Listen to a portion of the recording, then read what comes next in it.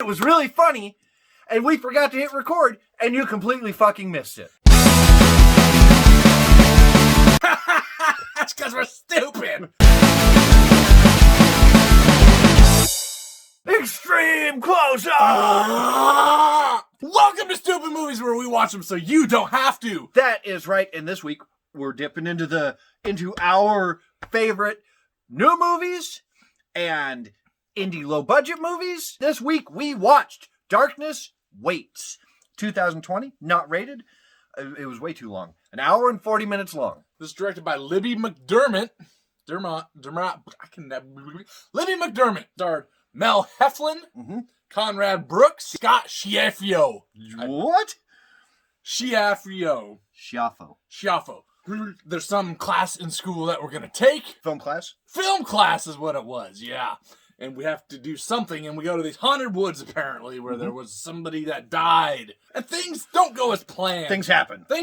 What happens in this movie? This movie is about a group of college kids who go out into the woods to make a ghost hunter style paranormal investigation type of show. And they get picked off one by one by the love child of a mountain man and cousin It. So we went into the woods. We saw the boobies of the complimentary eye candy that was included. And we liked that. What else did we like? Probably my favorite thing was the score in this. Oh, yeah, good music. It kind of was that kind of throwback old school, almost 80s sounding kind of, not really synthy, but just the whatever they use. A little bit of synthy. A little bit, and just the effects, sounding effect, whatever. I liked it. You liked the here. I don't think it really paired up with what was going on. It was a little incongruous, that's true. But I blame that on what we're seeing, not hearing. I like the location. Out in the woods, it was a pretty simple, the interior shots that they did were all fine. They were good. Everything felt real there. But the woods looked really cool and kind of creepy. Kind of had like the good parts of Blair Witch, minus the shaky cam. Yeah. Lack of plot garbage. Yeah, right. I thought it was shot really well. It was beautiful. It looked really good. It was crisp, clean, clear, and technically speaking, I thought it was fine. I liked the concept. What I understood of it. At first, it just seemed like a mountain man who wanted to kill people, but then it kind of became more of a supernatural. He's always been here. He's been around for hundreds of years, going back to native mythology and right. Showing it. So I liked it. I was a little confused. I could have used some more clarification. I feel like maybe there was a cut scene that explained it better. I liked the story for the most part. A ghost.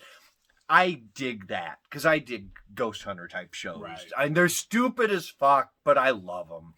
We get some makeup effects and stuff and some practical effects in it, and it looked decent enough. It's all practical prosthetics and stuff, and that looked fine. There was a lot of humor in this movie. Okay. Which seems like a weird segue if you haven't seen it, but it makes sense later. The one black guy in the group, yep. He had some really funny lines. Yep. He may have been the funniest part of the movie. Right. And I think he may have been my favorite actor in the movie, too. He was a lot of fun to watch. I like that they shouted out some horror movies and references. They shout out Jaws and, there was one other main one. I just forgot what the hell it was. So we got stabbed in the arm with a screwdriver, and we don't like that. What else don't we like?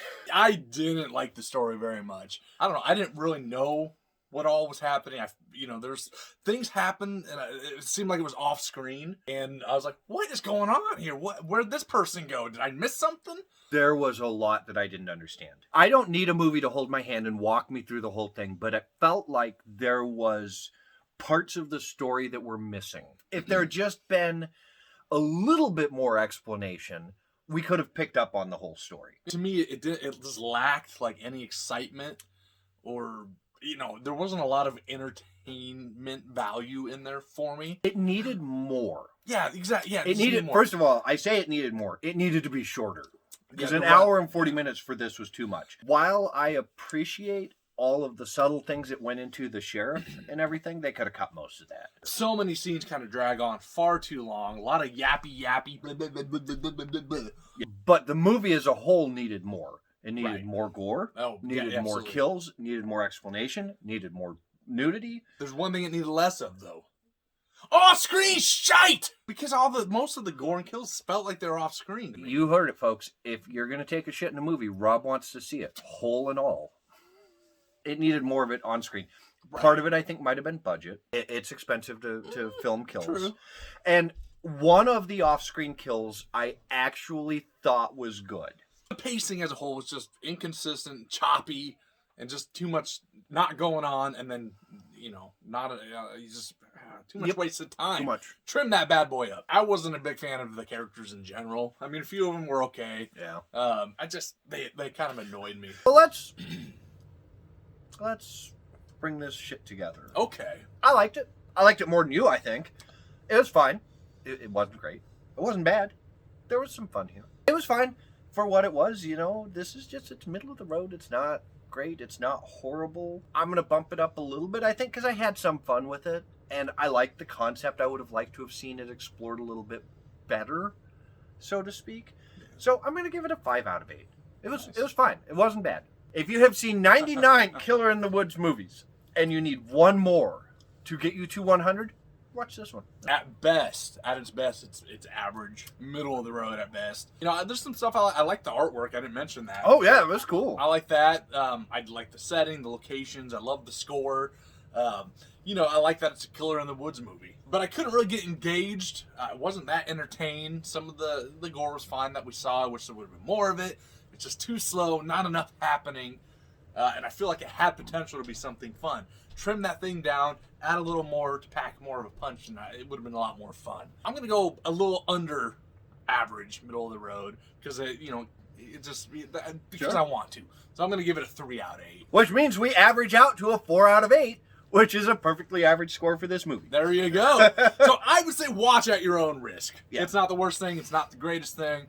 It's just kind of a popcorn movie on a Friday night. If you have seen Darkness Waits, let us know in the comments below. If you were in Darkness Waits, let us know in the comments below. Shoot us a message. You can also do that over on Facebook.com/StupidMovies. Yep. Instagram @StupidMovies. Dr. Sketch Turner @TheHorrorPunk. Tell your friends about us. If you haven't, just freaking do it! Email us at stupidmoviesoutlook.com. Yeah. Before we go, crap. See, this is what we call a callback joke. Oh, great. Here we go. Send a video of yourself taking a crap. Rob's starting a collection. What do they call that when you pooping?